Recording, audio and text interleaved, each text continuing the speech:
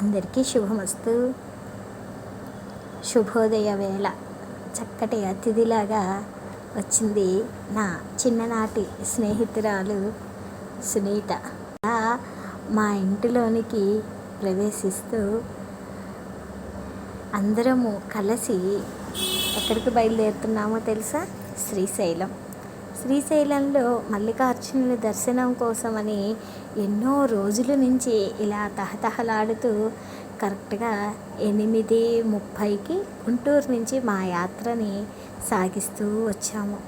మధ్యలో చిలకలూరిపేటలో నీరజని ఎక్కించుకొని ఇలా పర్వతాలు అన్నీ దాటుకుంటూ ప్రశాంతమైన మా ప్రయాణము చక్కగా సాగిపోయింది.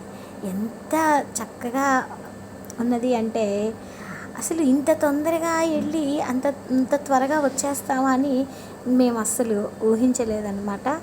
అంత ప్రశాంతమైన వాతావరణంలో వచ్చేసామంటే ఆశ్చర్యం వేస్తూ ఉంది.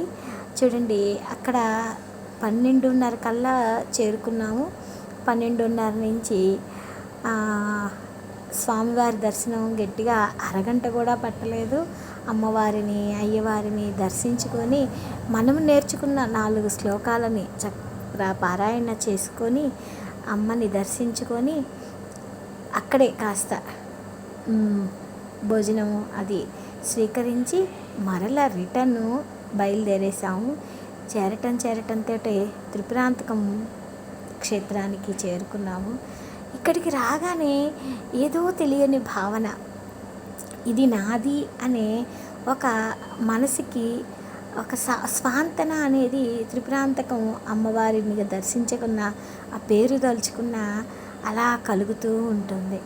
అలా అమ్మని దర్శించుకోవటానికి మెట్ల మీదకి వెళ్ళామో లేదో నా స్నేహితురాలికి పిలుపు వినిపించింది, వదినా వదినా అంటూ. ఇక్కడెవరా నన్ను వదినా అని పిలుస్తున్నారు అని చెప్పని తాను అటు తిరిగి చూసేసరికి తన ఆడపడుచు కనిపించింది.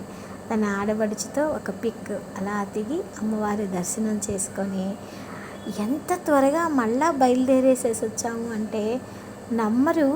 9:00కల్లా 9:30 కల్లా నీరజని చిలకలూరిపేటలోకి దించి మళ్ళా 9:30 కల్లా గుంటూరులో ఉన్నాం. ఈరోజు యాత్ర స్నేహితులు ఎప్పటి నుంచో అడుగుతున్న యాత్ర, ఎప్పటి నుంచో మేము ముగ్గురం కలిసి వెళ్ళాలి అనుకున్న యాత్ర చక్కగా నా బిడ్డతో కూడి పూర్తి చేసుకున్నాము. చాలా చాలా సంతోషంగా ఉంది, మనసుకి హాయిగా ఉన్నది. వారిద్దరితో కలిసి ఇలా కనీసం కొన్ని గంటలైనా మనం కలుపుదాము అని అనుకున్న మా శ్రీశైలం మల్లని దర్శనం మనసుకి చాలా సంతోషాన్ని ఇచ్చింది. ఎలా ఉంది? మీరు ఎప్పుడైనా ఇలాంటి యాత్రని పొద్దున వెళ్ళి సాయంత్రానికి, చాలా దూరం 250 కిలోమీటర్లు కదా గుంటూరు నుంచి సుమారుగా, అలా వెళ్ళొచ్చిన యాత్ర ఇంత త్వరగా ఎప్పుడన్నా చేరుకున్నారా? చేరుకుంటే నాకు కొంచెం కామెంట్లో చెప్పండి. అలానే శ్రీశైలాన్ని మీరు ఎన్నిసార్లు దర్శించుకున్నారు? స్పర్శ దర్శనం చేసుకున్నారా? అలా కూడా ఒకసారి మీరు చెప్తే. ఎందుకు అడుగుతున్నాము అంటే అంతకుముందు ప్రతి ఒక్కళ్ళకి స్పర్శ దర్శనం ఉండేది. ఇప్పుడు స్పర్శ దర్శనం తీసివేసేశారు. స్పర్శ దర్శనం తీసేశారు అంటే మనకి జనాభా ఎక్కువ అవటం వలన, లేకపోతే ఆలయం యొక్క ఎందుకు తీశారో మనకు తెలియదు, కానీ స్పర్శ దర్శనాన్ని తీసేశారు. ఈ మధ్యకాలంలో ఎవరైనా స్పర్శ దర్శనం చేసుకొచ్చుకున్నారా? అమ్మవారి ముందు శ్రీచక్రార్చన చేసుకున్నారా? కొంచెం తెలపండి. శుభమస్తు.